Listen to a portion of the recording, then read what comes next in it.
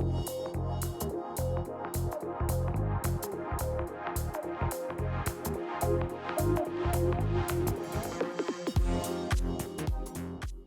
à toutes et à tous, il y a visiblement de l'attente sur les attentes, mais ça n'est pas une surprise. Entre arrêt d'activité, disparition de la clientèle internationale, l'hôtellerie en général et l'hôtellerie de luxe évidemment a dû adapter son offre. Des tendances qui commençaient d'émerger avant le Covid accélèrent même depuis 2 ans. Des nouveaux clients, des comportements nouveaux, des attentes en évolution. Alors que le luxe fait toujours rêver, comment mieux servir et mieux séduire la clientèle. Élément de réponse donc maintenant avec nos 4 invités. On va échanger avec eux pendant 3 quarts d'heure et puis ensuite vous pourrez bien sûr leur poser les questions que vous souhaitez pour des compléments d'éléments et puis nous faire partager aussi vos interrogations sur la situation. Leslie Kouana, bonjour Leslie.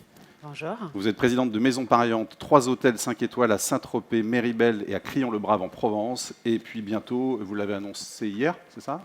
Lundi, le Grand Mazarin, qui ouvrira donc au cœur du Marais. Ce sera en octobre prochain. Clémence Morouvin, bonjour Clémence. Bonjour. Vous êtes directrice marketing et communication de Club Faune, qui est un tour opérateur agence de voyage depuis 35 ans et positionné sur le très haut de gamme. Franck Schutzendorf, bonjour Franck. Bonjour. Vous êtes expert à l'Institut Glion qui forme les leaders de demain dans le management hôtelier et du luxe. Vous avez travaillé aussi dans plusieurs très grands hôtels à Paris, le Georges V, le Plaza, on ne va pas tous les citer. Et puis Yannes Sorensen, bonjour Yannes. Bonjour. Merci d'être là également. Vous avez notamment été le directeur de l'hébergement à l'hôtel Bristol avant de diriger l'hôtel 5 étoiles Le Beaumont à Londres pendant 5 ans et demi. Et aujourd'hui, vous vous consacrez à des projets personnels, professionnels. C'est ça, pour résumer. Vous n'en direz pas plus aujourd'hui. Non, c'est parfait. C'est la crise de quarantaine. D'accord. Très bien. Peut-être une question d'abord très globale à tous, avant qu'on rentre petit à petit dans les détails et les nouvelles tendances. Quelle est finalement celle qui vous semblait poindre avant le Covid et que vous sentez un peu plus accélérée maintenant depuis 2 ans ? Leslie, peut-être. Je pense que de plus en plus, les voyageurs qu'on reçoit dans nos maisons sont en quête de sens, d'évasion, de reconnexion, d'authenticité. Et c'est vrai qu'aujourd'hui, les 3 maisons que nous avons chez Maison Pariante sont des maisons qui sont pensées comme des maisons privées.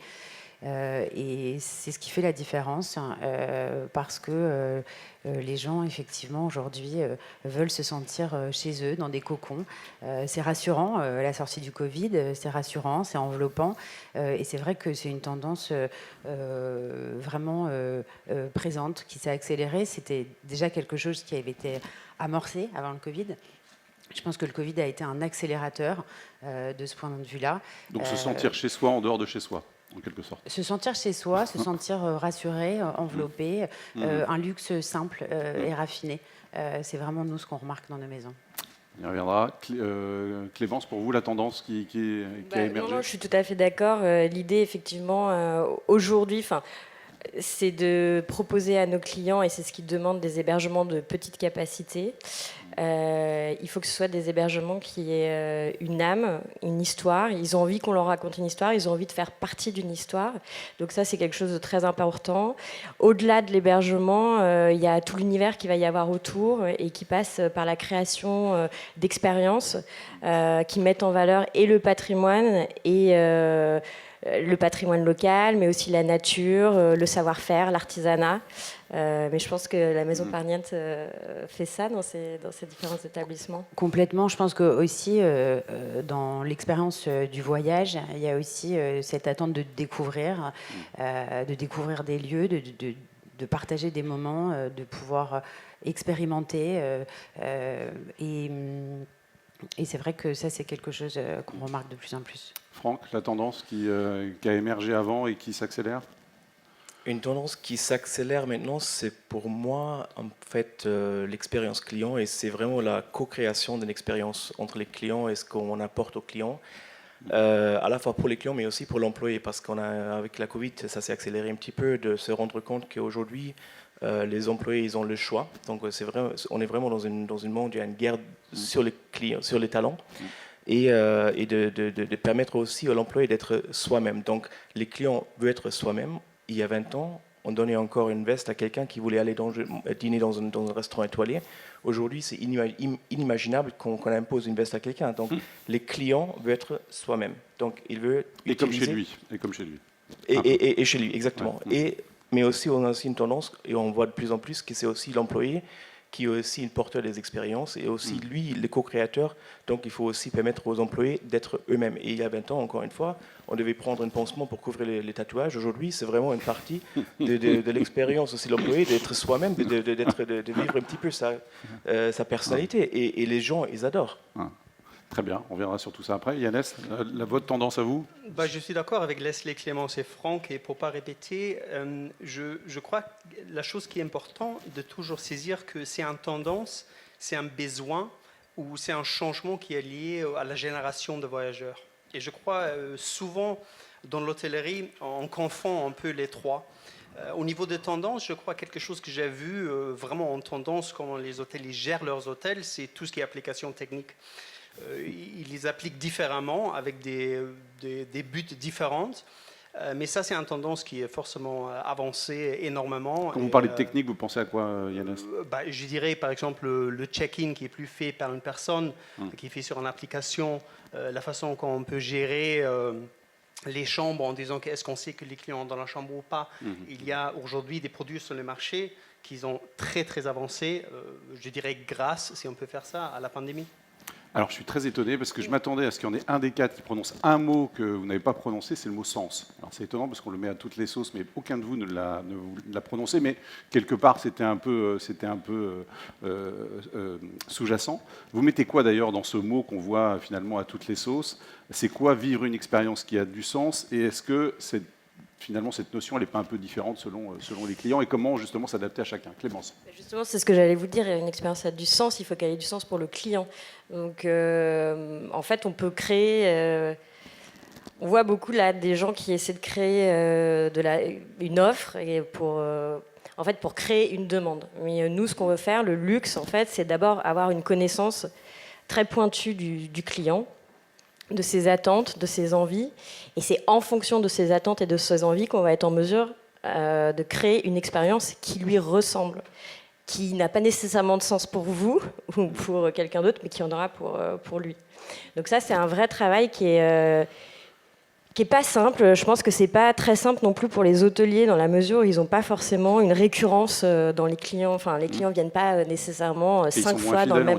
Exactement. Ouais. Et en fait, c'est là où je pense qu'il y a un vrai travail à faire entre les hôteliers et les agences de voyage qui ont une clientèle fidèle, des gens qu'ils accompagnent pendant 30 ans sur des générations, les enfants, les petits-enfants, etc. Et qui sont en mesure en fait de mettre en place un profil client. C'est-à-dire de faire des suivis avant, pendant, après, qu'est-ce qui s'est passé, qu'est-ce que vous avez aimé, les points d'amélioration. Et ça permet d'être en mesure de proposer du sur-mesure et des voyages personnalisés. C'est impossible de le faire autrement. Ce que j'entends, Franck, c'est que l'hospitalité, est-ce que ce n'est pas le challenge principal aujourd'hui pour les hôtels? Travailler sur ce sujet-là, bon, ça l'a toujours été, c'est le fondement aussi de l'hôtellerie, mais l'hospitalité, est-ce que cette notion-là, elle n'est pas en train de changer? D'une manière générale, je pense qu'il y a plusieurs piliers. Je pense qu'il y a les clients, il y a l'employé, mais il y a aussi le sens de l'entreprise d'une manière générale. Donc, l'hospitalité aujourd'hui, c'est aussi les gens et aussi les hôtels qui apportent un sens, donc qui donnent une expérience locale, qui sont plus dans le greenwashing, mais dans le greenproofing. Donc ça fait du sens aussi. Donc ça, ce sont des choses qui sont assez vendeurs qu'on voit aujourd'hui. Et quand je parle avec les étudiants, par exemple, et on crée beaucoup de projets ensemble avec les hôtels, il y a toujours un gros élément de nature, et de développement durable. Donc ça, pour moi, ça fait partie un petit peu du sens aussi. Après... on sent que la connaissance du client, Yannès, vous en avez parlé un peu tout à l'heure, c'est le connaître sans être intrusif. C'est un équilibre un peu compliqué, non? Oui, en fait, on les traite comme on traite un ami qui vient à la maison. Ouais. En fait, on garde une distance qui est nécessaire, mais en même temps, on écoute. Je crois que c'est important que les hôtels, ils écoutent beaucoup plus qu'ils parlent. Aujourd'hui, les hôtels, ils parlent trop et ils parlent trop d'eux. Mais c'est important de l'écouter. C'est-à-dire, ils parlent trop d'eux, ça veut dire quoi? Quand vous avez reçu un newsletter qui est vraiment intéressant à lire, en fait, les newsletters aujourd'hui, ils parlent des hôtels, ils ne parlent pas de moi. Ça m'intéresse beaucoup moins. S'il y a un coupe de champagne gratuit, un nu gratuit, bon, c'est bien. Ouais. Mais ça ne change pas ma vie. Ça ne s'accroche pas à quelque chose qui est important pour moi. Et alors, ça veut dire qu'il faut que la newsletter soit personnalisée? Oui, personnalisée, et il faut un sens qui est plus grand que l'entreprise en soi. Je crois, par exemple, si on regarde des tendances et des besoins ou le changement dans les générations, il faut voir le contexte. Là, on sort d'une pandémie de 2 ans et encore, j'ai apporté un masque ce matin dans le train. On a une inflation, je crois en France, c'est presque 4%. Là, les Nations Unies, ils ont sorti un petit rapport sur le changement de climat il y a 2 semaines qui dit on est très mal, très mal. L'industrie de tourisme en soi, c'est 9 000 milliards, 3 fois et demi la France. Qu'est-ce qu'on fait vraiment pour arrêter le changement de climat dans l'industrie? Aujourd'hui, c'est vraiment le plus gros danger pour notre industrie. Et bien sûr, après, depuis le 24 février, on a la guerre en Europe. Tout ça, vis-à-vis, il faut vraiment regarder quelles sont les tendances et quel est l'impact de ce macro-climat sur les tendances. Et c'est pour ça que je crois que c'est important de reconnaître que les besoins des gens, soi-disant d'être en sécurité, d'être appréciés, d'être aimés, qui est tellement important pour l'hôtellerie, ça ne va pas changer. Les gens, ils ont envie de voir les gens, d'être avec des autres. Même aujourd'hui, si tout le monde veut voyager en jet privé et être dans une île toute seule, ça ne va pas rester. Ça, c'est une tendance. Mais le besoin ne va pas changer. Et je crois, et ça serait bien d'en parler plus, c'est que le change qu'on va voir dans l'hôtellerie, je ne crois pas que c'est seulement le climat macro, mais c'est surtout les jeunes générations et leurs attentes. Parce qu'ils sont bien différentes des gens qui ont des millennials comme moi ou les baby boomers. Ils attendent des choses concrètement différentes des entreprises. Sur l'environnement, vous voulez dire notamment? Sur le développement durable, on en reparlera dans cet après-midi. Mais c'est intéressant, si vous lisez, il y a une étude à Harvard qui est sortie il n'y a pas très longtemps qui dit que la génération Z, ça c'est un peu tous les gens qui sont nés à partir de 2000, pour eux, 86% de ces gens-là, ils ont un intérêt que l'entreprise pour laquelle ils travaillent, ils ont un sens qui est plus grand que le profit de l'entreprise. Ça, c'est quand même très nouveau. Aujourd'hui, dans l'hôtellerie, on parle encore de grandir, de faire un profit pour n'importe qui les propriétaires. Mais aujourd'hui, la jeune génération, elle ne veut plus travailler pour les hôtels comme ça. Moi, ça m'a motivé à l'époque. Aujourd'hui, j'ai parlé au bon moment avec des gens qui ont 18 ans, ils ont, mais prix moyenne, ça ne les intéresse pas.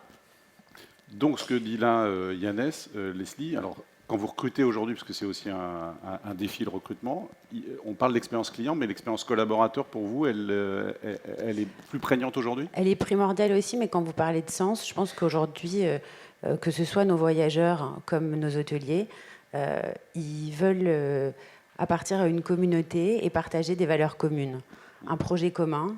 Les valeurs chez Maison Pariante, c'est des valeurs familiales, parce qu'on est une structure familiale et que c'est notre façon de faire, notre façon de travailler. Des valeurs de liberté, des valeurs de sincérité. Et à partir du moment où on construit notre histoire sur la base de ce fil conducteur, on arrive à créer une communauté de voyageurs qui vient dans nos maisons parce qu'elle nous ressemble, parce qu'elle adhère à ces valeurs. Et on a fait avec nos hôteliers un exercice amusant. Quand on a ouvert Crayons le Brave il y a 2 ans, on leur a demandé d'écrire sur un papier pourquoi est-ce qu'ils avaient décidé de rejoindre Maison Pariante, pourquoi est-ce qu'ils avaient choisi de nous accompagner, surtout dans un contexte où on sait que c'est si difficile d'aller chercher et capter les talents. Et beaucoup d'entre eux ont écrit, on a choisi de travailler pour une famille, on a choisi de travailler non pas dans un hôtel mais dans une maison. Et c'est vrai que ça, c'est une tendance, c'est vraiment ce que vous disiez, c'est donner du sens, être en adéquation avec ses valeurs, parce qu'on est tous effectivement dans une optique de rentabilité. L'hôtellerie est une industrie, mais aujourd'hui, l'enjeu, c'est de faire cette industrie en conscience. Franck, c'est exactement ça. Rejoint ce que vous disiez tout à l'heure sur l'expérience collaborateur, et vous le ressentez aussi chez ces leaders que vous formez aussi à l'Institut? Tout à fait, absolument. Ouais. Ils veulent avoir vraiment une... Enfin, je pense aussi qu'aujourd'hui, on n'écoute pas assez les collaborateurs, donc on prend beaucoup de décisions au parti corporate, mais après, derrière, c'est vraiment les idées du collaborateur sont très bonnes à prendre aussi. Donc il y a beaucoup d'idées qui sont coupées depuis le début, donc du coup l'innovation elle est un peu freinée malheureusement. Et donc je pense que si on reste toujours sur la même ligne droite, on n'ose jamais à faire des choses différemment pour essayer d'autre chose qui vient des employés qui sont vraiment en bas de l'échelle. Donc je pense qu'aujourd'hui, où il y a vraiment une souci de recrutement, je pense qu'il faut mieux écouter à la fois les employés, à la fois les clients aussi. Et après, on parlait du sens, c'est juste pour faire un petit peu la connexion entre ce que vous avez dit par rapport au parcours client, avec les touch points, donc avant, pendant et après, et avec Yannis, la digitalisation. Il faut aussi que ça ait du sens d'écouter aussi les clients beaucoup plus. Et on voit ça aujourd'hui comme des plateformes de OTA, donc des agences en ligne comme Kayak, qui achètent des hôtels, qui achètent des restaurants, qui maintenant s'intéressent tout d'un coup pour l'hôtellerie, parce qu'ils savent qu'il y a une grande opportunité à prendre, c'est-à-dire aujourd'hui l'hôtel gère uniquement l'expérience client à l'hôtel. Mais il ne gère pas l'expérience client depuis la maison du client jusqu'à l'aéroport. On ne sait pas si les clients avaient une mauvaise expérience dans sa business class et il a raté un petit peu son sommeil et du coup il a besoin de quelque chose de différent. Il arrive à l'hôtel, on n'a aucune idée de ce qui se passe avant. Donc de vraiment combiner les mini-expériences que les clients ont pendant tout le parcours, depuis la maison jusqu'au retour à la maison. Donc eux, ils ont compris ça et je pense que c'est très intéressant qu'il y ait des grosses sociétés dans la tech qui s'intéressent pour l'hospitalité parce qu'il y a beaucoup à faire. Clémence, sur ce parcours, ce package, l'avant, le pendant, l'après? On en discutait tout à l'heure. Je n'ai pas beaucoup plus à dire sur le. Enfin, je pense. Moi, j'ai quand même un sujet sur toute cette dématérialisation, digitalisation des informations. Nous, en tout cas, notre cœur de métier, c'est pas ça. C'est de l'humain. Et c'est vrai qu'il y a beaucoup d'idées de start-up, comment on récupère de la donnée, comment on met en place un algorithme pour se dire, OK, on va proposer ça, ça, ça, ça. Mais moi, je ne vois pas comment ça peut fonctionner comme ça, parce qu'en fait, on est des humains, on est fluctuants.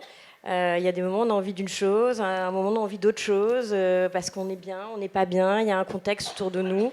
Et ça, si on ne parle pas avec quelqu'un, si on n'a pas en contact direct, si on ne travaille pas sur l'affect aussi, eh ben, on ne peut pas réussir à créer ce qui, en notre sens, pour nous, est du sur-mesure.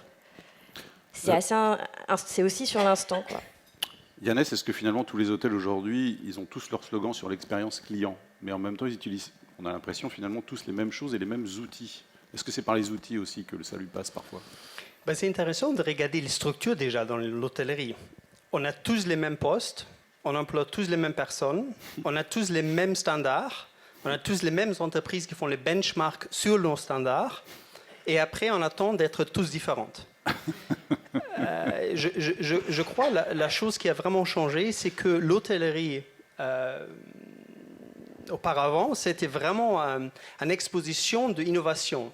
Première l'eau qui coulait, ça coulait dans un hôtel. Premier ascenseur, c'est un hôtel. Premier air conditionné, un hôtel. Aujourd'hui, le produit en soi doit être parfait, mais c'est plus en innovation. En fait, les maisons des clients, ils ont beaucoup plus avancé que nos hôtels. Alors, maintenant, il y a ce facteur de technique.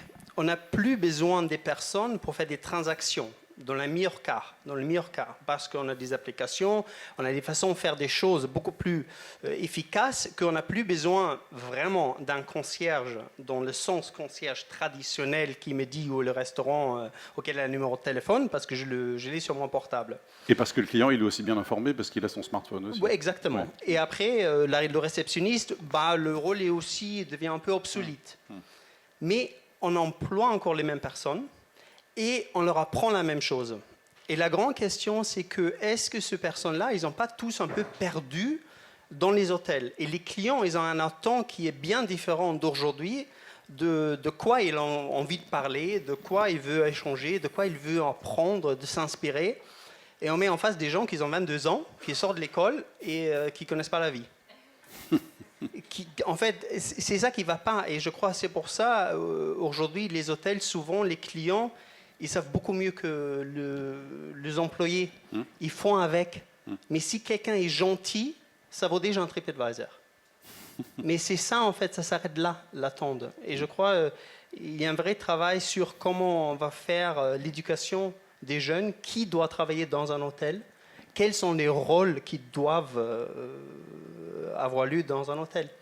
Je crois qu'il faut sortir de ça. Intéressant. Franck, sur ça, sur la formation justement, parce que vous êtes dedans. Oui, oui, absolument. Il faut faire participer les employés en création. Enfin, aujourd'hui, on est dans un monde de spécialisation. Donc aujourd'hui, si vous voulez vraiment avoir un travail qui vous plaît, comme ça, vous travaillez plus un deuxième jour de votre vie parce que vous êtes tellement épanoui. Aujourd'hui, il faut trouver l'épanouissement de l'employé pour le garder, pour l'attirer et retenir. Et pour faire ça, il faut qu'on crée des postes de spécialisation. Ma carrière et celle de Yannis, j'imagine aussi, Yannis, enfin, on a fait une carrière très linéaire. C'était de la plonge jusqu'au directeur général. Et aujourd'hui, il ne faut plus attendre ça. Aujourd'hui, on développe les compétences, l'adaptabilité, parce que finalement, on est dans un monde, un milieu, l'hôtellerie, c'est une industrie extrêmement périssable. Si vous ne remplissez pas votre chambre aujourd'hui, vous n'avez jamais plus une deuxième opportunité pour le reste de la vie de la société de récupérer le revenu perdu. Donc on est agile, on s'adapte. Donc je pense qu'aujourd'hui c'est vraiment ça de trouver, de se spécialiser dans ce monde pour sortir le meilleur de chaque employé. Et c'est ça ce qu'on enseigne aussi. Bien sûr, il y a une partie très importante financière. Donc, qui joue aujourd'hui, c'est important. Mais derrière, il faut qu'on développe vraiment des compétences différentes aujourd'hui pour être beaucoup plus agile, mais en même temps, on est en train de se spécialiser. Comment ça résonne ce que a dit Yannis, Leslie, pour vous? Sur Ça finalement, on a ça- toujours les mêmes outils, les mêmes personnes, les mêmes postes, mais il faut peut-être réfléchir à autre chose. Ça résonne. Et c'est vrai que moi, j'ai envie de dire, on est un peu les ovnis dans cette hôtellerie de luxe parce qu'on est des nouveaux intervenants, des nouveaux opérateurs. Et encore une fois, on n'était pas hôteliers au départ. Et je pense que ça nous a donné un œil un peu différent, puisque n'étant pas hôtelier, on s'est tout de suite dit, si on veut faire de l'hôtellerie, il faut qu'on se mette à la place de nos clients et qu'on se dise, qu'est-ce que nous, en tant que clients, on aimerait avoir comme expérience, qu'est-ce qu'on aimerait avoir comme décoration, qu'est-ce qu'on aimerait comme gastronomie. Et en fait, aujourd'hui, quand vous prenez des bureaux d'études qui vont vous dire, il faut faire une offre comme ci, il faut faire une offre comme ça, peut-être, mais à la finalité, ce que vous avez envie de provoquer chez vos voyageurs, c'est de l'émotion. Et c'est vrai que nous, on développe une hôtellerie de cœur qui est peut-être un peu plus instinctive que celle des grands standards structurés, hôteliers, sachants. Et on a un angle, une approche qui est un petit peu différente, qui est plus de l'ordre de l'émotion, du ressenti, du sentiment. Et c'est vrai que très souvent, c'est vraiment ce qui ressort dans l'expérience client, c'est cette sincérité, cette gentillesse des équipes. Et je suis d'accord avec vous, quand on est gentil, quand on est empathique, c'est déjà beaucoup.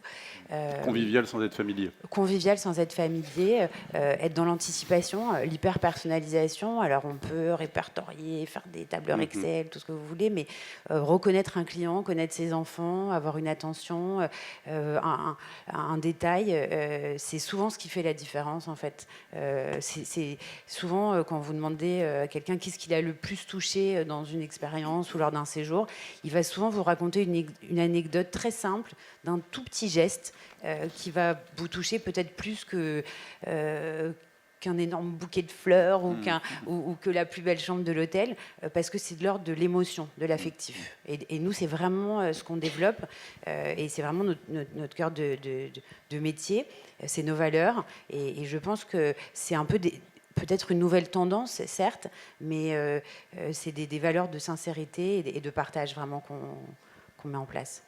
Yannis, ça sert à quoi un hôtel? C'est une question assez courte, mais assez N'est-ce pas? importante. Ben oui, c'est pour ça que je vous la pose. Ça sert plus qu'à dormir en tout cas. Bien sûr. Oui. En fait, dans les meilleurs des cas, ça sert à créer une communauté. Ça sert à apprendre quelque chose et ça sert à être capable aussi d'avancer son chemin personnel à soi. Je dirais qu'aujourd'hui, on a toujours des hôtels lifestyle. Mais ce n'est pas mon lifestyle. C'est un lifestyle d'André Balazs ou n'importe qui. Et je crois aujourd'hui, c'est plus important que les hôtels ils suivent du lifestyle des clients. Et c'est pour ça qu'il faut entendre, il faut écouter, il faut faire des petits gestes et faciliter que le client il n'est pas tenté même de perdre son chemin pendant le voyage, mais d'avancer sa cause, de comprendre ça, de s'inspirer. et bien sûr, ça c'est assez compliqué. Et c'est pour ça que je dis il faut vraiment regarder qu'il faut employer dans les hôtels. Moi, j'ai toujours dit j'aimerais bien avoir un poète. Non, ça sert à beaucoup plus qu'un réceptionniste. Non, ou quelqu'un qui est spécialisé dans la nutrition. Comment vous l'avez appliqué au Beaumont, par exemple? Parce que c'est vous qui avez fait les recrutements. Tout ce que vous nous dites depuis tout à l'heure, comment vous l'avez concrétisé dans vos recrutements? Bon, je crois qu'on n'a pas assez de temps, mais on a fait... Un ou deux exemples significations. On n'avait pas de guest relation, par exemple. Moi, je n'ai jamais compris cette position, parce que qu'est-ce que ça dit sur le reste? On ne peut pas avoir 3 personnes qui sont en charge de ça. Nous, on n'avait jamais les gens juniors sur le terrain toutes seules. C'est pas logique. L'hôtellerie, on embauche les personnes les plus juniors, ils ont le plus de contact avec les clients. Une fois ils ont un peu d'expérience, un titre de superviseur, ils font des plans et des budgets derrière. C'est pas logique. Au bon moment, on avait moi pour commencer, mais aussi beaucoup des chefs de service et les chefs des départements qui ont fait du check-in, qui ont été là avec des équipes. Et c'était les jeunes qui ont été derrière, qui ont fait des plannings. Et voilà, ça c'est 2 exemples, mais il faut vraiment, on peut repenser qu'est-ce qui fait l'impact sur un client, qu'est-ce qui ajoute de valeur, et tout ce qui n'ajoute pas de valeur pour le client, on ne fait pas.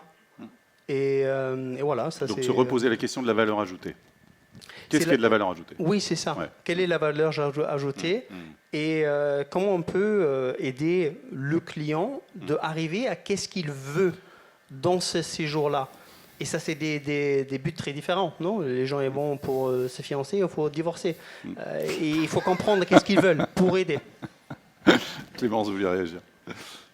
Non, mais j'ai l'impression, en tout cas, sur notre clientèle, qui est une clientèle quand même très haut de gamme, que ça fait longtemps, et bien avant la crise Covid, que les gens n'ont plus du tout envie d'une hôtellerie normée. Et nous, on ne nous demande pas du tout du palace, des grandes chaînes. D'ailleurs, ils n'ont pas besoin de nous pour y aller. Ils les trouvent toutes seules. Et ce qu'ils nous demandent, c'est de leur proposer des lieux inspirés, des adresses confidentielles ou des lieux qui ont une histoire. Ça veut dire... après, encore une fois, il y a des lieux qui pourront avoir un sens pour une personne et pas pour d'autres, mais ce sera se retrouver au fin fond de la Patagonie, dans une finca traditionnelle, avec des gauchos, avec une famille qui vit sur place, qui a eu envie de transmettre un peu cet héritage, son savoir-faire.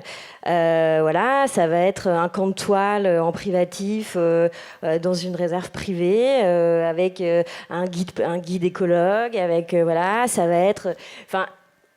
je trouve que c'est important de donner des exemples parce que ça peut être aussi un navire d'exploration qui devient un navire de plaisance pour aller en Colombie-Britannique et accéder à des choses auxquelles personne n'a accès. Et en fait, aujourd'hui, ce dont le client a envie, c'est d'être acteur du changement. Alors, ça veut un peu tout et rien dire parce que en fait, on n'est jamais vraiment à ce stade acteur du changement, mais en fait, ils ont envie d'apprendre, de connaître, ouais, il y a une notion d'apprentissage et de partage qui est très importante. Et en fait, c'est ces expériences-là qui vont leur permettre, comme vous disiez tout à l'heure, de peut-être prendre une autre direction dans leur vie de tous les jours. Et voilà, c'est ce que je voulais dire. Je voudrais qu'on parle d'un univers que vous connaissez très bien, Franck, et dont on sent qu'il a beaucoup bougé là depuis 2 ans, et où l'expérience client elle est forte, où il y a de l'émotion, c'est la restauration. Depuis 2 ans, il n'y a plus de clientèle internationale, donc on a senti que les hôtels, quand ils pouvaient rouvrir, ils communiquaient beaucoup en direction du local, en fait, des habitants. Est-ce que c'est pas finalement sur la restauration aujourd'hui que la communication doit être la plus forte, selon vous? Ou en tout cas, un des éléments de communication forts? Alors, la restauration, depuis l'arrivée des réseaux sociaux, c'est quelque chose qui a explosé. Donc, c'est vraiment, aujourd'hui, vous avez un hôtel, vous avez une chambre, la chambre est statique, vous prenez une photo et elle ne va pas changer. La déco va changer au bout de 7 ans, 10 ans, vous ajoutez un écran un peu plus grand, ou peut-être à un moment donné, vous allez intégrer une petite réveil dans l'oreiller un jour avec la tech, mais finalement, la chambre, ça ne change pas, c'est statique. La restauration, avec les réseaux sociaux, c'est un moyen qui ne coûte pas très cher. Et on a toujours une opportunité de communiquer. Donc, depuis 2005, à peu près, avec Instagram et compagnie, on est arrivé à vraiment mettre la restauration au centre de l'hôtel pour attirer les clients locaux. C'est ça ce que les clients qui voyagent, ils cherchent une expérience locale. Et c'est ça ce qui a fait qui a changé le don dans tous les hôtels. Donc aujourd'hui, vous avez, on avait les chefs étoilés, Alain Ducasse, Éric Fréchon, Christian Lesquer, etc., qui sont tous allés dans les palaces parce qu'on a compris aussi que ça apprécie la valeur de l'expérience client. Et avec des bars branchés, regardez les Royal Monceau qui ont très bien conçu leur hôtel et le bar. C'est un espace qui est ouvert et on peut voir tout ce qui se passe. Plus les deux et on espaces. mixe plus, il n'y a pas les espaces qui sont séparés. On veut un espace ouvert, on veut être vu, on veut voir les gens, on veut consommer de tout ce qu'il y a sur la carte à n'importe quel endroit. C'est ça ce que la restauration a apporté dans les hôtels, ce qui a attiré les gens pour créer cette vibe, cette énergie locale avec 80% des clientèles qui consomment dans la restauration, qui sont des Parisiens par exemple à Paris. Et c'est ça la raison pourquoi les clients descendent dans tel et tel hôtel, parce qu'ils ont cette expérience au sein des établissements. Donc ça, c'est un vrai facteur qui attire les gens. Et avec, au-delà de ce fait, on communique sur tout. Enfin, déjà, vous avez la saisonnalité, vous êtes obligé de changer les cartes. Si vous changez les cartes, vous avez une moyenne de communication. Vous avez le Nouvel An russe en janvier, vous avez le Saint-Valentin en février, vous avez Saint-Patrick en mars, vous avez le Pâques, vous avez Fête des Mères, Fête des Pères. Il y a toujours une opportunité de communiquer pour la restauration et ça crée des buzz. Donc on travaille beaucoup avec ça. Donc ça, c'est pour la partie restauration qui restera. Ça restera très intéressant. La problématique aujourd'hui, c'est de trouver les employés qui veulent encore travailler dans la restauration parce que tout le monde se réveillait pour dire on est mis en emploi partiel ou on reste à la maison à cause de la Covid et on commence à s'ennuyer, on commence à regarder est-ce qu'il n'y a pas un travail qui est moins stressant, qui me permet de travailler, peut-être pas travailler le week-end, où je ne peux pas réserver mes vacances un mois avant de partir. C'est-à-dire, déjà, je ne gagne pas beaucoup d'argent et je suis obligé d'acheter mon billet d'avion un mois avant les vacances en été. Donc, on perd sur tous les fronts. Et on travaille, par exemple, aussi des horaires très longues, parfois de 9h du matin à midi ou à 2h, et on revient le soir. Donc, c'est très compliqué. Et en plus, on a une certaine pression aussi à supporter parce que le déjeuner, c'est jamais facile. Donc, ces gens-là, aujourd'hui, ces employés, ils sont réveillés avec des sociétés en tech, d'Apple, Facebook, Instagram, de Google. C'est pas idéal, mais il y a une entrée de base qui est beaucoup plus intéressant, beaucoup plus excitant. Donc, j'extrapole un peu, hein, mais je pense qu'il y a beaucoup d'acteurs aujourd'hui qui proposent une différente expérience, une différente qualité de vie. Un grand chef très connu à Paris, et il a beaucoup de restaurants. Je sais qu'il cherche 64 cuisiniers pour Paris. 64 cuisiniers à Paris pour tous ces restaurants. Et il y a des restaurateurs qui sont obligés de fermer pour le déjeuner parce qu'ils n'ont pas le personnel. Et ça, c'est une vraie problématique et ça, c'est extrêmement triste parce que ça nous fait communiquer, ça nous fait nous rassembler. On avait peur à un moment donné aussi avec la restauration que les gens ne vont plus être autour d'une même table, mais on voit que ça revient en force. Les gens, ils ont envie de faire la fête, ils ont envie d'être autour d'une table communale pour partager des expériences, pour partager des repas. Mais comment faire? Donc ça, c'est la grande question. Leslie, sur l'ouverture justement de votre hôtel au mois d'octobre à Paris, par rapport à ce que vient de nous dire Franck sur l'appréhension de la restauration dans les hôtels, sur la place des locaux aussi dans les hôtels qui les fréquentent énormément, comment vous l'avez conçu justement en fonction de ces nouvelles tendances qui émergent aujourd'hui? Il est séparé du bar, le restaurant, comment vous l'envisagez? Alors, en fait, le Grand Mazarin, comme vous l'avez dit, donc notre hôtel parisien qui va ouvrir en octobre prochainement à Paris, c'est un hôtel qui se trouvera à l'angle de la rue de la Verrerie et de la rue des Archives, donc vraiment en plein cœur du Marais. Et c'est vrai qu'on a vraiment imaginé cet hôtel comme un hôtel pour les Parisiens. Alors, on sait qu'on aura beaucoup d'étrangers parce que c'est un quartier qui est très prisé de la clientèle étrangère, mais l'idée c'était avant tout de plaire et de séduire les Parisiens parce que c'est important pour nos clients étrangers aussi d'être un lieu qui soit fréquenté d'une clientèle d'habitués et finalement on est à Paris, donc c'était vraiment l'âme qu'on voulait donner. on aura effectivement un restaurant qui sera indépendant, mais qui communiquera avec l'hôtel. C'est vrai que la restauration a été pendant longtemps pour les hôteliers, il me semble, un enjeu, parce que souvent les restaurants étaient des restaurants d'hôtel où c'était pas forcément hyper fun. Et puis, depuis quelques années, on a vu beaucoup de nouvelles tendances, de nouveaux concepts, où finalement la restauration au sein de l'hôtel a été envisagée en tant que telle, avec une vraie offre créée. Et c'est comme ça qu'on a pu voir beaucoup de restaurants d'hôtels exister à part entière. C'est-à-dire que, comme vous disiez, on fréquente des restaurants sans forcément être dans l'hôtel. Et donc, pour le Grand Mazarin, où on aura ce restaurant à l'angle de la rue des Archives et de la rue de la Verrerie, l'idée, là encore, c'est de pouvoir capter et proposer une offre pour la clientèle du Marais, pour cette clientèle parisienne, mais aussi pour la clientèle de l'hôtel. Je voudrais qu'on parle des clients juste aujourd'hui. Qui sont-ils ces clients? Parce qu'on dit qu'ils évoluent, la clientèle change. Clémence, qu'est-ce que vous constatez aujourd'hui sur les clients de Club Faune, par exemple? Est-ce qu'ils sont plus jeunes? Est-ce qu'ils sont... Pour être honnête avec vous, j'ai fait des stats avant. Ouais. Et alors, pas de changement? Et parce que je regardais des concurrents qui disaient c'est vrai que là, on a touché les millénials, dont on parle beaucoup, tout le monde parle beaucoup des millénials, donc 30, 40 ans. Non, nous, en fait, clairement, alors, bon, je le dis, on a un panier moyen qui a augmenté.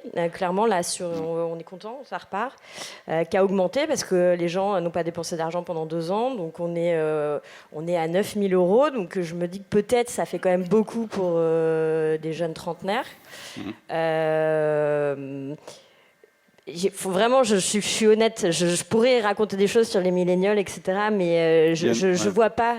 J'ai l'impression que c'est nous qui... Je sais pas, peut-être que je me trompe, qu'on a envie de créer une offre pour cette clientèle, et c'est sûrement une chose sur laquelle il faut travailler, mais c'est pas quelque chose de significatif, en tout cas pour nous, sur le marché haut de gamme aujourd'hui. Yannès, le client, on l'a dit un peu tout à l'heure, il est moins fidèle aujourd'hui, il a beaucoup d'opportunités, il partage ses voyages sur les réseaux sociaux. Est-ce que c'est un enjeu d'essayer de le fidéliser ou c'est peine perdue? Parce qu'il, lui, il a envie de découvrir plein d'hôtels, parce qu'il est très sollicité et que l'offre est considérable. Est-ce que c'est un enjeu, la fidélisation? Je crois à l'hôtellerie en soi, on communique beaucoup sur le quoi et le comment.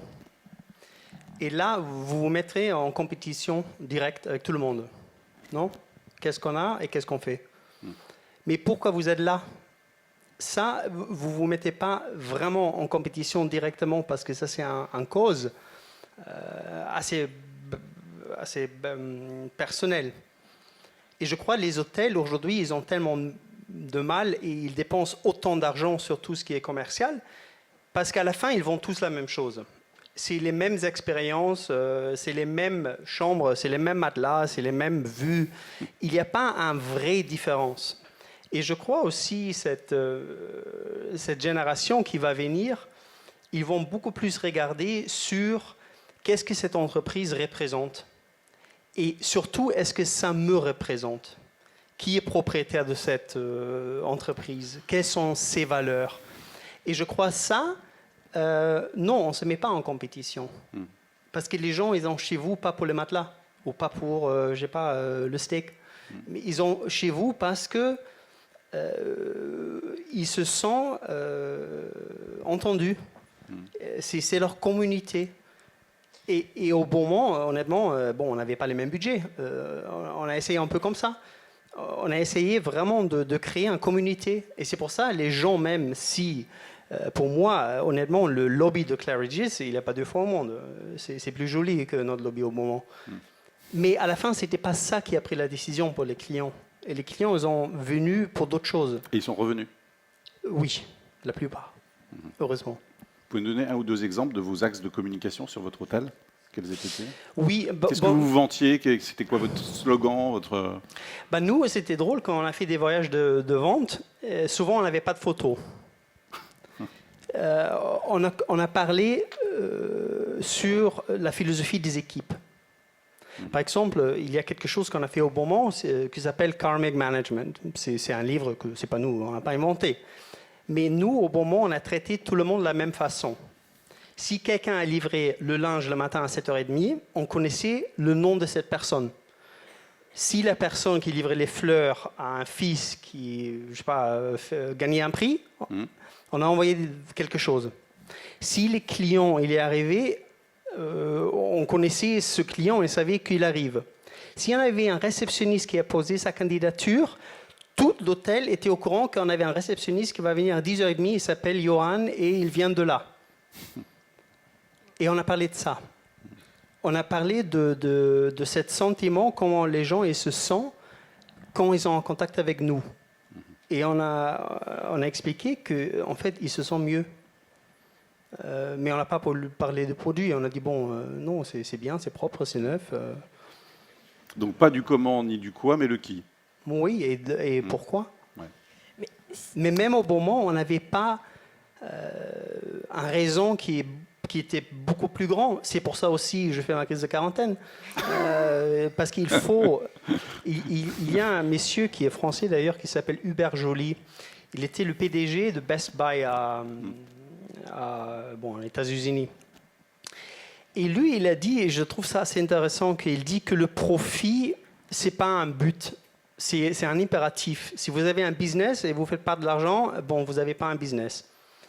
Mais il faut avoir un noble cause, quelque chose qui est plus grand que votre business, parce que les gens ils s'accrochent à ça. Et aujourd'hui, je ne suis pas sûr combien de noble causes on a dans l'hôtellerie. Et c'est pour ça la concurrence elle est de plus en plus dure, et les gens ils dépensent de plus en plus d'argent, et on n'a plus de personnes qui veulent travailler pour nous. Parce que les gens, surtout les jeunes générations, en tant de clients, mais aussi en tant d'employeurs, ils posent des questions qui sont différentes. Moi, au moment, à la fin, j'ai eu des jeunes qui m'ont demandé, première question, qu'est-ce que vous faites? Comment vous vous engagez?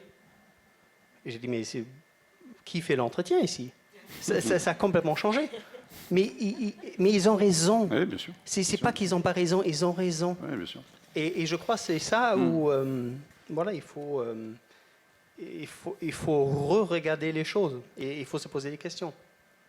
Clémence? Je trouve ça très intéressant parce que moi je suis côté client et c'est vrai que j'ai l'impression qu'on est la prolongation de notre client avec les prestataires hôteliers avec lesquels on travaille et nous on n'est plus du tout dans le plus. C'est-à-dire qu'en fait des gens qui vont venir nous présenter un produit en disant on est au top de ça, c'est génial, on a travaillé avec tel architecte, etc. Ça nous parle plus du tout. Et en fait on va choisir de travailler avec des gens qu'on aime. Avec lesquels on a une relation et clairement, et on est très heureux de ça, les gens qu'on met en avant, c'est des gens avec lesquels on entretient une relation de confiance, je ne dirais pas d'amitié, mais de vraiment de confiance et une relation assez intime et aussi qui comprennent qu'en fait, il faut qu'on apprenne à les connaître et qu'apprendre à les connaître, c'est apprendre aussi à connaître leurs produits en y allant, en passant du temps avec eux pour comprendre ce qu'ils ont voulu dire, comprendre quelle était leur histoire, et pour que nous, on soit le relais de ça et qu'on puisse le donner à la clientèle. Et juste, je me permets de rebondir parce que tout à l'heure, on a eu cette discussion sur l'offre gastronomique, etc. Et c'est important parce qu'on a eu quand même des retours clients. C'est vrai que là, on sort d'une période de crise qui a été très compliquée pour tous les acteurs sur le marché. Et on a vu effectivement se développer énormément d'offres, avec des offres de restauration, bistronomiques, gastronomiques, étoilées. Enfin voilà, il y avait je ne sais pas combien de propositions dans les hôtels. Or, le service ne suivait pas. Mais ce n'est pas de la faute nécessairement des hôteliers. Enfin, je ne sais pas. Après, en interne, on peut gérer les choses différemment. Mais le service ne suit pas. Donc en fait, c'est vrai que l'offre, les arts de la table, la gastronomie, c'est un très bon outil de communication, comme vous le disiez. Mais est-ce qu'à un moment, il ne faut pas se poser et se dire, OK, on arrête là, on va proposer moins de choses, mais peut-être plus qualitatives, avec les moyens qu'on a aujourd'hui, qui sont différents, clairement, de ceux dont on avait il y a 2 ans, pour toutes les raisons que vous avez évoquées aujourd'hui. On va remettre l'humain au centre de notre activité, nos équipes, on va les valoriser. Enfin, voilà, tout ça fait partie de... Parce que là, il y a quand même un sujet. C'est-à-dire que nous, on va vendre des hôtels. On parle quand même d'hôtels pour certains. On est sur 1 000 €, 1 500 € la nuit. C'est pas rien. Et les gens, en fait, ne vont pas avoir de service. Donc, en fait, les gens, aujourd'hui, la clientèle haut de gamme, elle va accepter d'être dans un établissement... moins prestigieux dès lors qu'il y a du service. Si on va dans un palace et que le service ne suit pas, eh ben on n'y remettra pas les pieds. Et c'est normal. Et donc ça, il y a peut-être quelque chose à faire. On a parlé tout à l'heure à travers la restauration des habitants finalement de la ville qui rentrent aussi dans ces hôtels. Est-ce que la ville ne rentre pas aussi dans les hôtels un peu plus encore aujourd'hui? On voit certaines tendances, par exemple à Barcelone, à Mexico, il y a une boulangerie dans l'hôtel dans lesquels peuvent venir tous les habitants. Il y a maintenant des espaces de travail qui sont à disposition dans les hôtels, donc les habitants y rentrent aussi. Est-ce que ça va se développer un peu plus, vous pensez, Franck ou Yannès ou Leslie? Je pense qu'il faut se remettre en question. Ça, c'est très clairement le cas. Donc, je pense qu'on peut. Est-ce qu'un hôtel aujourd'hui a encore besoin de 3-4 restaurants? C'est ça la question. Est-ce qu'on ne réduit pas à un restaurant, on crée peut-être une coworking au lieu d'une salle de banquet où les clients peuvent avoir l'adresse de l'hôtel et voilà. Donc, il peut aussi consommer à l'hôtel. Donc, ça, c'est du win-win pour tout le monde. Est-ce qu'un hôtel peut être déconnecté de la ville dans laquelle il se trouve? C'est ça aussi. Aussi, ou oui, absolument. Ou est-ce qu'on crée une autre expérience, un autre univers? Est-ce qu'on crée une brasserie artisanale dans un hôtel? Parce que c'est tendance aujourd'hui. Ouais. Parce que c'est authentique et les gens, à la fin de la journée, ils cherchent de l'authenticité. Donc ça, c'est une partie, je pense, de la réflexion. Après, je rejoins tout à fait Yannès. L'ADN, c'est tellement important, mais l'ADN, ça ne se crée pas en un jour. L'ADN, ça se crée, une réputation, ça se crée au bout de 20 ans. Donc ça prend du temps à développer. En même temps, on a les clients en face de nous qui cherchent à cherchent à être soi-même. Donc ça veut dire quoi, d'être soi-même? D'utiliser les éléments que moi j'utilise dans le quotidien et de les appliquer quand je voyage. Donc moi, quand je regarde Instagram, j'utilise Instagram, l'hôtel doit communiquer sur Instagram. Si quelqu'un communique avec WhatsApp, parce qu'il y a presque 3 milliards de personnes qui utilisent WhatsApp, est-ce que ça ne serait pas intelligent peut-être de faire un chat de l'hôtel directement, de connecter avec le client via WhatsApp, au lieu de demander au client d'aller sur un formulaire, par exemple? Ou est-ce que, et on ne parle pas de luxe, on ne parle pas de premium, mais on parle peut-être des hôtels 4 étoiles premium, est-ce qu'on n'utilise pas Deliveroo, Uber Eats pour permettre aux clients de commander la nourriture si je ne suis pas capable à faire un restaurant dans mon hôtel parce que je ne trouve pas le staff, parce que je sais que je n'aurai pas la qualité, parce que c'est tellement difficile, mais de profiter de ces tiers, des autres parties, de permettre aux clients d'être soi-même, parce qu'à la maison, lui, il commande des Vietnamiens, des Chinois, des Mexicains via Deliveroo, Uber Eats. Peut-être il y a un modèle à créer demain. Je pense juste qu'il faut poser des questions. Donc je pense qu'il faut vraiment essayer de se remettre en question. Et d'où, non, je ne pense pas qu'il y a une fidélité. Enfin, il faut prétendre qu'il n'y aura plus de fidélité, il n'y a plus de loyauté. Et d'où encore l'importance, tous les jours, de se remettre en question. Leslie, j'en viens à ma question. La ville dans l'hôtel? Moi, je pense qu'un hôtel, c'est un lieu de vie. Après, à partir du moment où il y a une cohérence dans la façon dont c'est construit, que ça répond à un besoin et que c'est bien traité, on peut tout imaginer mettre dans un hôtel. Mais c'est avant tout un lieu de vie. Et quand on dit se sentir bien et être soi-même, pour moi, ça passe aussi par une tonalité au niveau du service. C'est-à-dire que l'hôtellerie de luxe était souvent associée à un service d'excellence, certes, mais un service un peu guindé. Et je pense aujourd'hui que dans les attentes clients, on est aussi toujours dans cette attente d'excellence, mais plus guindée. On recherche de la sincérité, un esprit chaleureux, et ça a beaucoup changé. Et pour être soi-même, c'est pas évident d'être soi-même quand on a quelqu'un de très très guindé et coincé en face. Être soi-même, c'est aussi pouvoir être soi-même, et il faut que ça se ressente aussi dans le ton qui est donné par l'autre, dans le cadre du service et des différents échanges. Je donne la parole à la salle dans 1 minute. Dernière question, c'est quoi le luxe aujourd'hui? Yannès. Je dirais les connexions qui ont du sens. Ça, c'est du luxe. Leslie. Pour moi, le luxe, c'est le choix. Choisir, choisir quand, choisir où, choisir avec qui. Voilà. Franck. Je reviens à la co-création, d'avoir la possibilité d'avoir vraiment cette expérience, cette transformation, cette expérience transformative dans tout ce que je fais au sein d'un hôtel, par exemple. Clémence. C'est savoir les moyens et les personnes autour de soi pour voyager au plus près de ses émotions. Ça veut dire de l'écoute, du service, de l'exclusivité et de la disponibilité. Merci. Vos questions maintenant. S'il y en a, je suis sûr qu'il y en a. Ça a résonné sans doute. Alors, est-ce qu'il y a un micro dans la salle ou je vais peut-être aller me balader? Je prends votre micro, Yannès, ça vous dérange pas? Bonjour à vous. Je me présente brièvement. Donc, je suis assistant manager auprès du groupe MoMA. Je suis aussi étudiant à l'IAEDU sur un master en management et gestion en hôtellerie-restauration. Donc, on a parlé beaucoup de valeurs perçues par les clients. Monsieur Franck a parlé de la place du collaborateur. On a parlé aussi de la place et les besoins du client. Donc, on a une question toute simple. Quelle est la place de la culture d'entreprise dans l'hôtellerie de luxe de demain? Parce que pour moi, tous ces mots m'évoquent juste simplement ce mot qui est assez fort pour moi, la culture d'entreprise. Et quelle est sa place du coup dans l'hôtellerie de luxe de demain? Je crois que la culture d'entreprise, ce n'est pas réservé à l'hôtellerie de luxe. Je crois que c'est la base de tout. Mais c'est énormément de travail. Et je crois que la chose que moi j'ai remarqué au Beaumont pendant ces 5 ans et demi, que c'est très compliqué de déléguer votre présence. Et une culture, c'est créé par exemple. Et l'impact que le leader il a sur la culture d'entreprise est très très grand. Et c'est pour ça d'être un leader dans un grand établissement, c'est très dur. Et parce que les employés, ils voient tout. Ça veut dire que c'est tellement important de choisir les bonnes personnes autour de soi.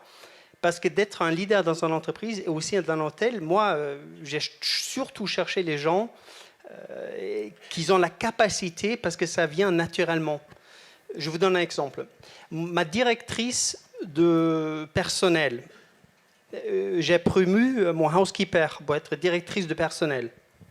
Elle avait 0 formation, 0 expérience. Ça fait 3 ans qu'elle a fait le poste, on n'a pas de disciplinaire. Parce que c'est la bonne personne pour gérer les gens. Et sa formation, bon, s'il y en a une question, on appelle les avocats. On les appelle de toute façon. On ne prend pas de risque. Et je crois que c'est ça qui est important, de vraiment choisir les gens qui ont les leaders dans une entreprise, pas forcément à leurs compétences sur le terrain, mais sur la capacité d'avoir une intelligence des émotions. Et je veux même dire que c'est difficile à apprendre ça à quelqu'un. Je ne dis pas c'est impossible. On se développe tous, on apprend tous les jours. Mais il y a une certaine façon, je crois qu'il y a des gens qui se réveillent le matin et qui pensent que le monde est joli et bien, et les gens ils sont gentils. Et après, il y a les gens qui se réveillent et disent « ils font tout chier ». Non ? Et ça, c'est très compliqué à changer. Et il faut avoir des gens autour de vous qui pensent que chaque personne veut faire du bien. Mais c'est donner l'exemple. Vous pouvez écrire vos standards, vos contextes, vos règles, tout, on s'en fout de ça. C'est important de les avoir. Au moment, c'est les équipes qui ont écrit tout ça. Moi, j'ai rien écrit. Je me mis avec tout l'hôtel pendant 4 jours et c'est eux qui ont fait les standards. Autre question?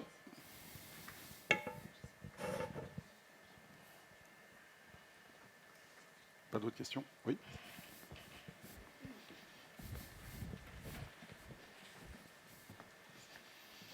Bonjour. Bonjour, Amélie Caromnes de la maison Revol Porcelaine. Je représente un peu la part OSNI de cette conférence. Vous parlez de valeur, d'engagement. Dans quelle mesure est-ce que le choix de vos fournisseurs peut vous aider justement à communiquer auprès de vos clients sur l'engagement de vos propriétés? Merci. Leslie. Merci. Oui, déjà, c'est vrai qu'on essaye vraiment de travailler le plus possible en circuit court, hein, que ce soit pour nos fournisseurs au SNI, mais aussi pour toute la gastronomie. Je pense qu'aujourd'hui, il y a une prise de conscience qui a été démultipliée par le Covid et par tout ce qui se passe régulièrement. Donc, il y a cette volonté de consommer en conscience, de s'approvisionner en circuit court. Et puis, ça a du sens aussi quand on ouvre un hôtel en Provence de travailler avec des fabricants locaux qui ont un savoir-faire artisanal, mettre en avant aussi le savoir-faire français. Donc il y a des identités pour les lieux qui sont imaginés toujours en symbiose avec l'environnement, parce que nous on part du principe que le voyageur qui va en Provence ou qui va à Saint-Tropez ou qui va à Méribel ou qui viendra demain dans le Marais n'a pas les mêmes attentes. Et c'est vrai qu'on est vraiment dans cette démarche environnementale aussi responsable dans le sourcing et dans la façon de consommer et d'acheter nos SNI, mais également l'ensemble de l'approvisionnement qu'on peut avoir dans nos établissements. Une question encore, s'il y en a. Il y a un sujet dont on n'a pas parlé, Yannès, parce que je sais que vous vouliez l'évoquer aussi, c'est la question de l'hygiène. Est-ce qu'après ce qui vient de se passer pendant 2 ans, est-ce que c'est un sujet désormais ou pas? Plus qu'avant en tout cas. Je trouve que la discussion si les hôtels ils ont propre ou pas, c'est un peu compliqué. Non, je ne parle pas forcément sur ce propre ou pas, hein, sur l'hygiène, sur voilà, les contacts, les masques, je sais pas, enfin. Moi, non. Je crois que la masque va partir. C'est pas plus un sujet qu'avant. Je crois pas, non. Je crois que peut-être il y a des grandes villes où il y a certaines personnes qui, dans les transports, vont utiliser un masque dans l'hiver. En fait, ça ne me dérangerait même pas si ça c'est le cas. Après, est-ce qu'on va se donner le main? Oui, on aime bien toucher les gens. Est-ce qu'on aime bien les prendre dans ses bras? Ouais. À 100%. Moi, je fais que ça. Et encore une fois, on va finir là-dessus si vous voulez. Voilà. On a parlé tout à l'heure des besoins. Ouais. Ça, c'est les besoins des humains. En pandémie, ne change pas ça. On a besoin des autres. Et même s'il y a des tendances où on a des peurs, aujourd'hui, on a tous très peur, pour des bonnes raisons. Ça change la façon dont on vit au quotidien pour un certain montant de temps. Mais je ne crois pas que ça ne va pas empêcher qu'on ne va plus parler aux gens et parler au Zoom. Non. Juste si on a 1 minute, c'est... 30 secondes. En fait, c'est pas du tout glamour comme sujet, mais il y a quand même vraiment quelque chose de nouveau sur cette clientèle, c'est ce besoin de flexibilité suite à la crise. Et je pense que c'est important, chacun a conscience de ça. Et cette volonté vraiment aujourd'hui en fait d'avoir des voyages qui soient annulables sans frais jusqu'au dernier jour. Et pour nous, tous les jours, c'est quelque chose qui est compliqué. Il faut vraiment qu'on travaille main dans la main avec nos partenaires pour essayer de réfléchir à ce sujet et voir comment on y répond parce que c'est vraiment présent. J'ai une question sur ça parce que je trouve ça hyper intéressant ce sujet. Vous pensez que c'est nouveau ça ou c'est juste que tout le monde a vu que c'est en fait possible? Exactement. Non, en fait, je pense que tout le monde a vu que c'était possible et donc maintenant que les gens ont une porte qui s'est ouverte, ils ne refusent de la refermer. Ce qui est quand même un sujet et pour les hôteliers parce qu'en fait, il y a un moment où ça devient assez aberrant aussi de se dire que 2 jours avant un départ, on peut se permettre d'annuler parce qu'il y a des gens qui travaillent, il y a de l'argent, il y a quand même une notion de rentabilité qui est assez importante. Mais nous, dans le secteur du haut de gamme, en fait, on ne peut pas fermer cette porte. C'est-à-dire qu'on ne peut pas dire à nos clients, désolé, en fait, on va appliquer nos conditions particulières de vente et puis ça va être 100% et vous ne partirez pas. Donc, en fait, nous, en amont, au début de la chaîne, on doit trouver des solutions. Et la solution, c'est pas nécessairement de les rembourser, mais c'est de dire, OK, on va faire un report, on va réfléchir à quelque chose. Et ça, c'est quand même un sujet, je pense, central aujourd'hui. Merci à tous les 4 pour vos apports. C'était passionnant cet échange avec vous. Merci beaucoup. Merci.